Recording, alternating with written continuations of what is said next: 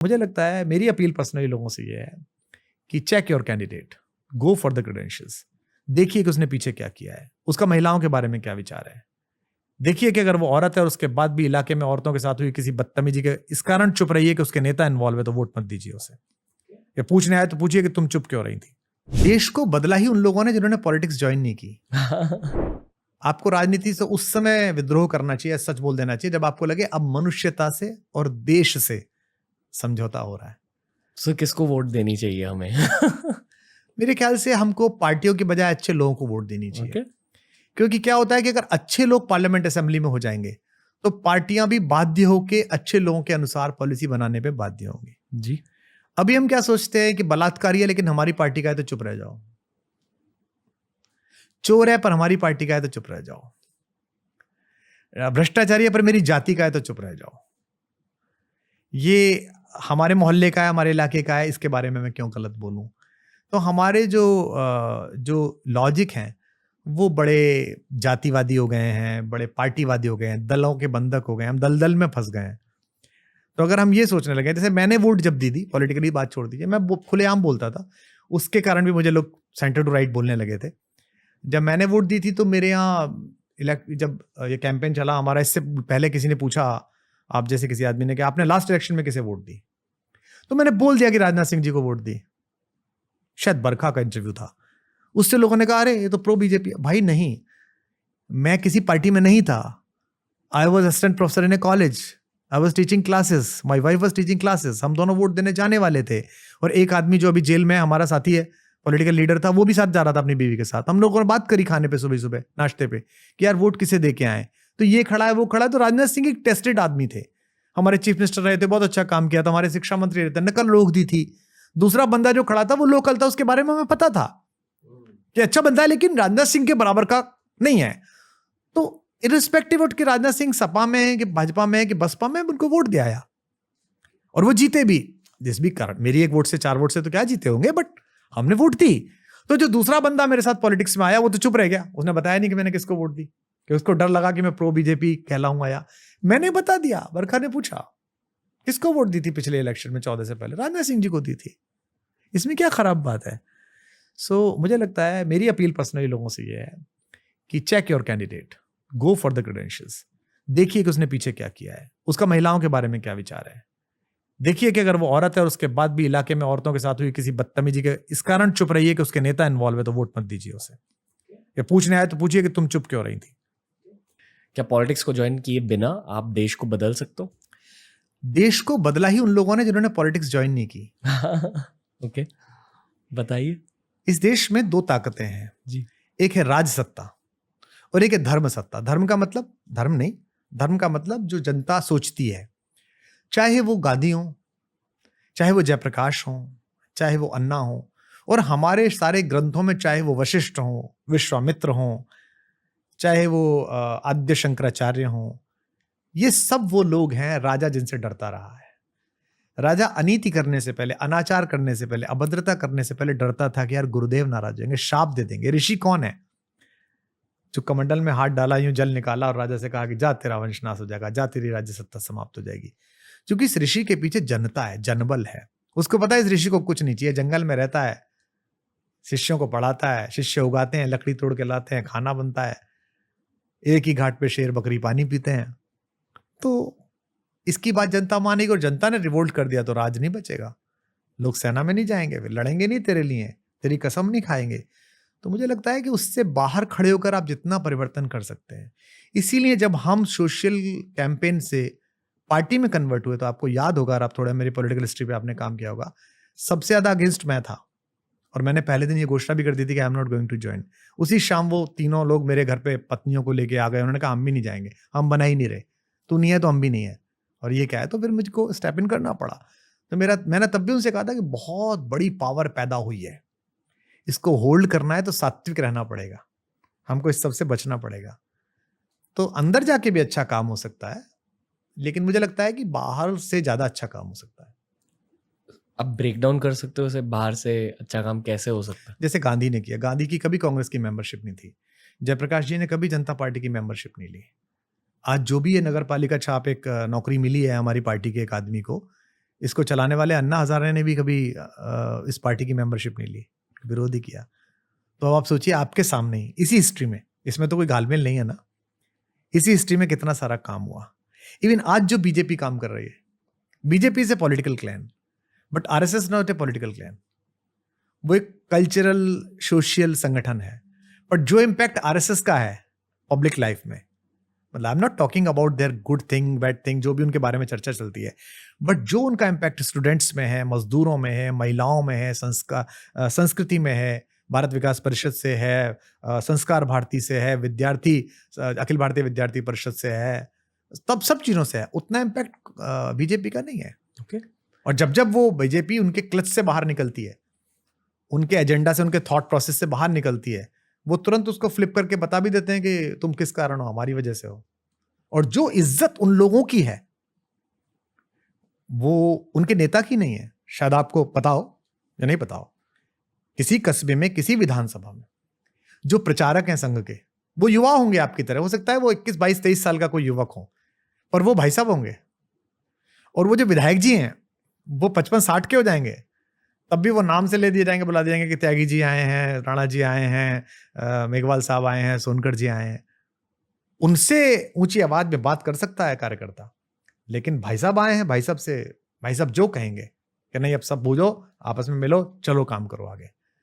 तो ये आपके सामने है कि आप अगर सात्विकता के साथ रहें, अगर आप जो भी आपका, मतलब सात्विकता, आपका जो भी वन लाइनर है वो अच्छा बुरा दुनिया जाने, आप जाने, अगर आप उसमें लगे रहे तो, और आपको ये लोभ नहीं रहा कि मुझे ये चाहिए, तो आप ज्यादा इम्पैक्ट डाल सकते हैं। क्या मुझे पॉलिटिक्स एंटर करनी चाहिए? जरूर करनी चाहिए। अगर आपको लगता है कि कोई पार्टी ऐसी है जहां आप अपनी बात कह सकते हैं, और पार्टी का एक अनुशासन होता है, हमने भी पार्टी चलाई है, मैंने 2 इलेक्शन लड़वाए, उन्हें मैं लीड कर रहा था फ्रंट से, 13 का और 15 का दिल्ली का इलेक्शन। 13 में हमने कांग्रेस के खिलाफ जीत हासिल की, 15 में हमने तभी जीती बीजेपी के खिलाफ। उसका स्लोगन बनाना, टिकट बांटना, फंड कैसे जनरेट होंगे, सब कुछ करा। बाद में पंजाब भी थोड़ा सा किया। पार्टी के अपने अनुशासन में रहते हुए भी अगर आपको लगता है कि आपकी मनुष्यता के साथ समझौता नहीं हो रहा, तो आपको जरूर राजनीति करनी चाहिए। आपको राजनीति से उस समय विद्रोह करना चाहिए, सच बोल देना चाहिए, जब आपको लगे अब मनुष्यता से और देश से समझौता हो रहा है।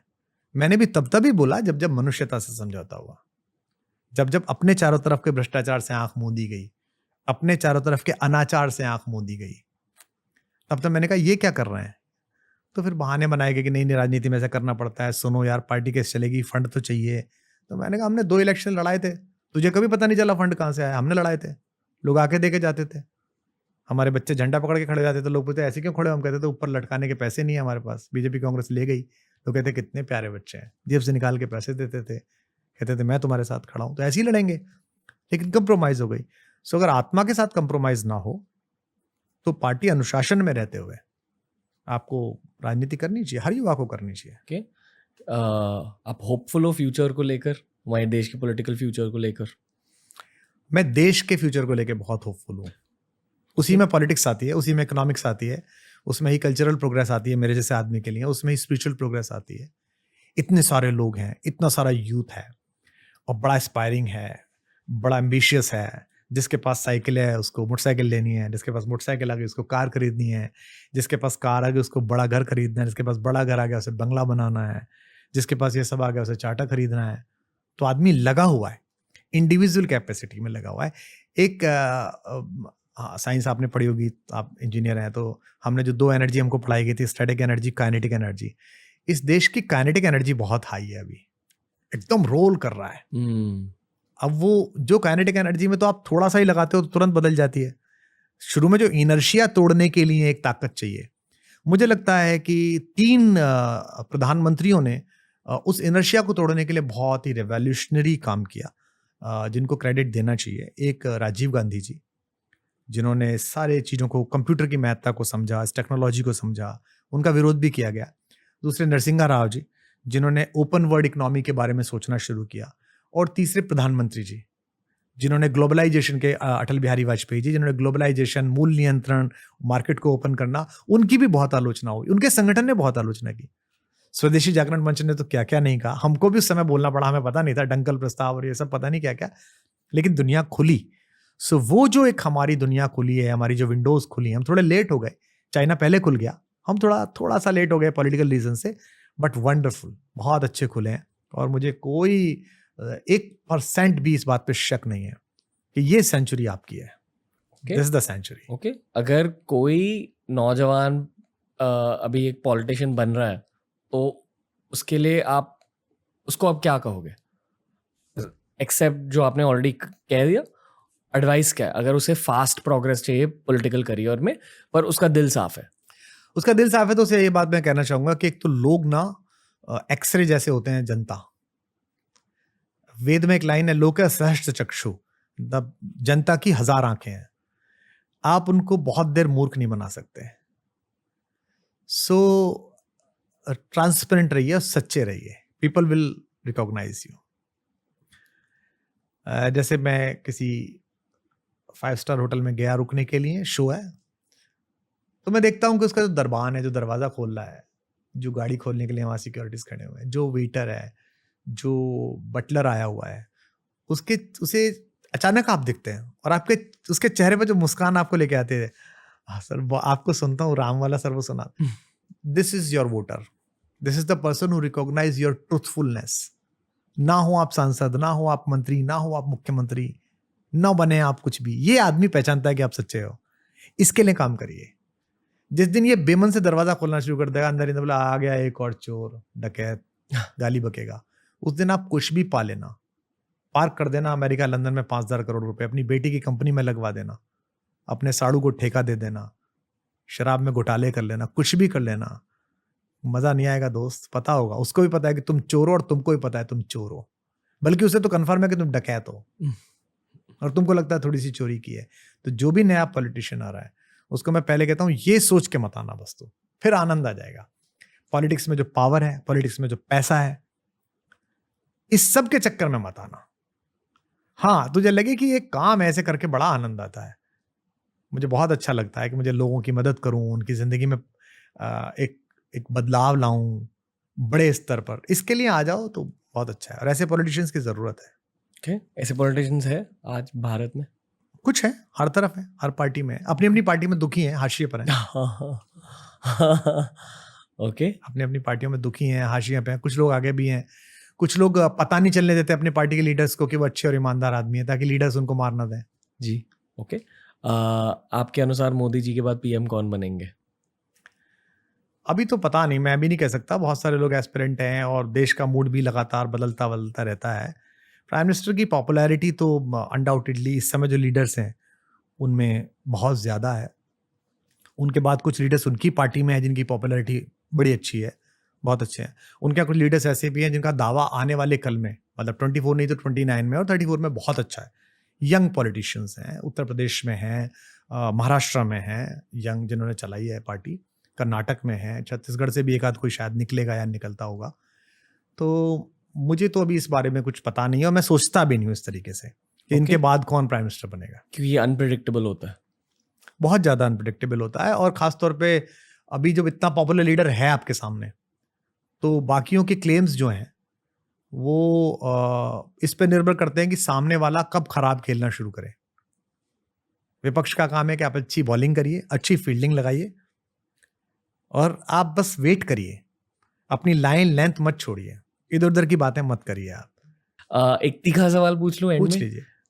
24 के लिए आपके प्रेडिक्शंस क्या है? 24 के प्रेडिक्शंस अभी उलझे हुए इसलिए हैं कि पहली बार 10 साल में विपक्ष बहुत एग्रेसिव और बहुत डू एंड डाई पोजीशन पे दिख रहा है। 19 में उनको पता था कि प्राइम मिनिस्टर को एक टर्म मिलेगा, क्योंकि प्राइम मिनिस्टर की पॉपुलैरिटी, उनका proactive behaviour, interaction with the masses, approach करना और भारत की जो मिडिल क्लास है उसका फेथ उनमें वो बहुत बड़ा था। और सामने मानिए मत मानिए, डेमोक्रेटिक सिस्टम के बाद भी प्रेसिडेंशियल फॉर्म ऑफ इलेक्शन आ गई है। आप बात ही करते हैं कि नीतीश के सामने कौन, मोदी के सामने कौन, ये बातें आप करते ही हैं, अशोक गहलोत के सामने कौन, शिवराज चौहान के सामने कौन, ऐसे और ये चल गया है। तो उनकी जो फेस वैल्यू थी वो बहुत ज़बरदस्त 19 में थी, तो 19 में वो उस तरह अभी भी वो है, लेकिन जो विपक्ष है वो एकजुट बहुत हुआ है। उन्होंने 10 साल में जो वो हाशिए पर रहे हैं उसके कारण अब उनकी जो छटपटाहट है और उनकी जो आक्रामकता है आक्रमण करने की, जो एक वो लाइन है ना, the I was ever a fighter, the one fight more, the best and the last. तो the best and the last वाला जो होता है ना, वो मैं पहली बार उन लोगों में देख रहा हूँ। जब भी वो मुझसे मिलते हैं, बात करते हैं, जहाज में मिल जाते हैं, लॉन्च में मिल जाते हैं, कहीं घूमते फिरते मिल जाते हैं, किसी कन्वेंशन में मिल जाते हैं, तो मैंने उन्हें इतना एनर्जी से भरे हुए नहीं देखा था कभी। दूसरा और भी क्या होता है कि 10 ईयर्स में पॉलिटिकल जो क्लास है, जो वोट देती है, जो पॉलिटिक्स में बात करती है, उसके अंदर एक ऊब भी आती है। हाँ ठीक है, ओके अच्छा है। वो ऊब कब निगेटिविटी में बदल जाए, इसकी बहुत अधिक चिंता जो है रूलिंग पार्टी को करने की जरूरत है। प्रेम का और घृणा का, समाज के प्रेम का और समाज की घृणा का, तात्कालिक घृणा का, at the time, at the face, उसका कोई बहुत रीजन नहीं होता। हम जब कविता पढ़ रहे होते हैं तो मैं देखता हूँ 1-1.25 घंटे का काव्य पाठ होता है, परफॉर्मेंस होती है, 30वें 35वें मिनट पे अच्छा जाता जाता है, एकदम लगता है कि कम्युनिकेशन छूट गया, they are not listening, they are here, they are watching you, they are smiling, they are clapping, but they are not listening. कोई वॉल्व बंद हो गया है।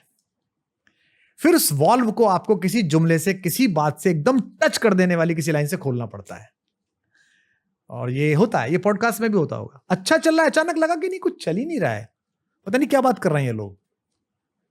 सो ऐसे ही तो भाजपा के सामने सबसे बड़ी दिक्कत रूलिंग पार्टी के सामने ये है कि वो जो ऊब है शिखर पे आई हुई, और जब आप ऊपर जाते हैं तो आपके साथ साथ कुछ चीजें जुड़ भी जाती हैं, कुछ बैगेज भी आपका हो जाता है, एंटी इनकम्बेंसी भी आपका आता है, तो वो चुनौती है। और दूसरा पक्ष जो है बहुत जबरदस्त आक्रोश में और जूझने मरने को तैयार है। तो 24 is going to be quite interesting, बहुत मजेदार होने वाला है। ऊपर नीचे, नीचे ऊपर, गेम होना भी ऐसा ही चाहिए। कुमार विश्वास सर, अच्छा लगा आपसे बात करके। ये सिर्फ हमारी पहली कॉन्वर्सेशन है। मुझे ऐसा लगता है कि हम पहले भी मिलते रहे हैं, हाँ, और मिलते रहेंगे। जी जी जी। बहुत ज़्यादा कनेक्ट फील हो रहा है आपसे, और मुझे और बहुत कुछ सीखना है आपसे। Thank you. अभी एक और एपिसोड की शुरुआत करेंगे। धन्यवाद सर।